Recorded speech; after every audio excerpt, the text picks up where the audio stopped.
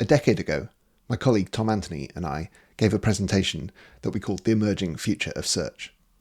The real title was probably buried right at the end.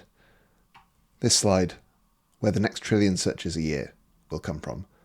At the time, Google had just cleared 2 trillion searches a year. So the first trillion searches a year was basically people sitting at desks. The second trillion was people walking around with a supercomputer in their pockets. You give everyone a screen connected to all human knowledge. Turns out they'll use it a lot. Our question was, where does the next trillion come from?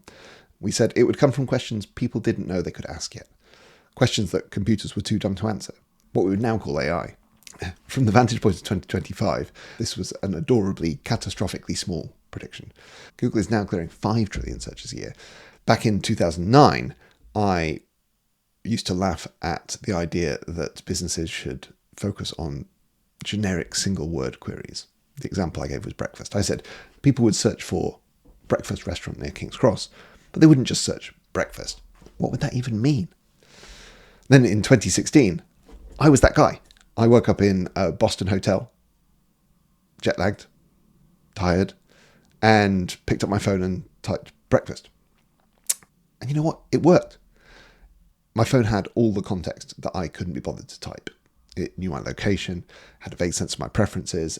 It inferred that I wasn't looking for recipes.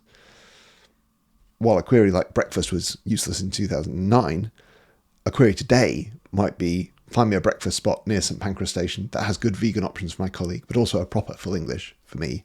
And we'd prefer a review, but a good food review is more important.